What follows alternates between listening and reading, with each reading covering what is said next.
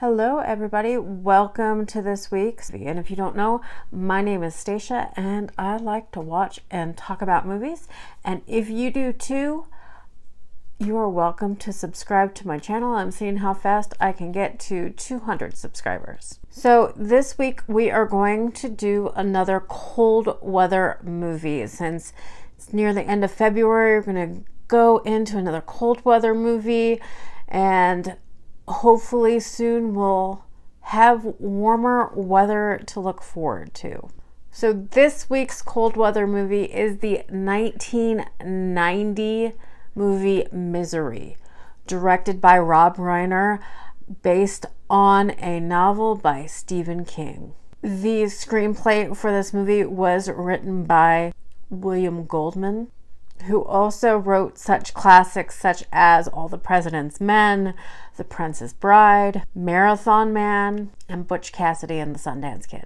This movie also stars James Caan as writer Paul Sheridan, Kathy Bates as Annie Wilkes, who is his biggest fan, Richard Farnsworth plays the sheriff, Frances Sternhagen plays the sheriff's wife and co-investigator, and Lauren Bacall plays Paul Sheldon's agent in this movie. Like I said, Rob Reiner directed this. This is the second Stephen King adaptation directed by Rob Reiner. The first was, of course, the movie Stand By Me, which was based on one of Stephen King's short stories called The Body. Stephen King was so impressed how Rob Reiner adapted Body into Stand By Me that he would only let Misery be adapted into a movie if Rob Reiner was the director.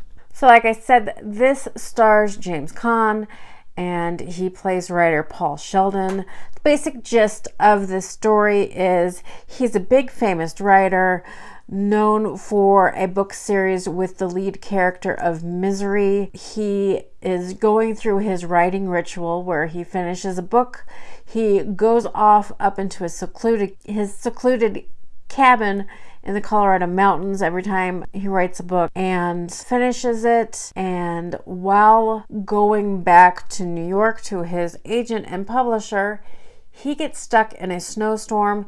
He is by a lot presumed maybe dead, but in reality, he is saved by Kathy Bates' character, Annie Wilkes, who happens to be his biggest fan and, let's say, takes care of him and mends him until the snow is gone.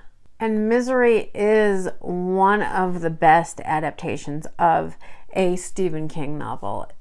And Kathy Bates' performance in this is the thing of legends. She did win an Academy Award for her portrayal of the villain in this movie, and it is well deserved. She does such an outstanding job, and it's something that Kathy Bates worked in the movie industry for years and didn't get a lot of recognition. She did from her peers and everything. She was well respected, basically character actor. But this movie catapulted her stardom into the stratosphere. The general public now knew who Kathy Bates was. And like I said, she had been working steadily since the early 70s, but up until this point, she was just the type of actor that you would see and you would be like, I recognize her from somewhere, but really didn't know who she was. A real character actor that sort of blends in and is, not necessarily a known person, but a familiar person. And then she gets cast in Misery and everything changes. After this movie comes out, people are talking about her. She is quite revered for her performance. The 1990s was quite a decade for Kathy Bates. And yes, she is still a known quantity today. She is still fabulous as always. She still works steadily and people know who she is, but the 1990s was quite a time for her. Like I said, she did Misery in 1990. She was in the Woody Allen movie Shadows and Fog in 1991. And then she goes on to be one of the stars of Fried Green Tomatoes and that big hit. She also goes on to star in a couple of other Stephen King projects, since Stephen King was so enamored with her portrayal of Annie Wilkes in this movie. So he rewrites a character in The Stand for the 1990s TV movie to have her play the part. In The Stand, she played Ray Flowers, which was always a male character before. So he rewrote it specifically for her. And he also has her do Dolores Claiborne. In the 1990s, she's also in Titanic as Molly Brown. She's in the movie Primary Colors, which at the time, Primary Colors, I don't think it's lasted the test of time, but was quite a buzzy movie about this novel written by Anonymous that was inspired by the Clintons and their campaign. And she just has quite, the career in the 90s. She also plays Mama Boucher in the Adam Sandler classic, The Waterboy. Her hits in the 90s just go on and on. She is in some of the biggest movies of that decade. And the next actor I want to talk about, because he's the other main character. So most of this movie is just Kathy Bates and James Caan. And for James Caan, playing Paul Sheldon in Misery was kind of a career comeback for him. He had quite a decade in the 70s, and then the 80s, through some personal struggles, his career kind of fizzled out. I mean, he was still working steadily, but not to the level of stardom that he had in the 1970s, where that was really his decade.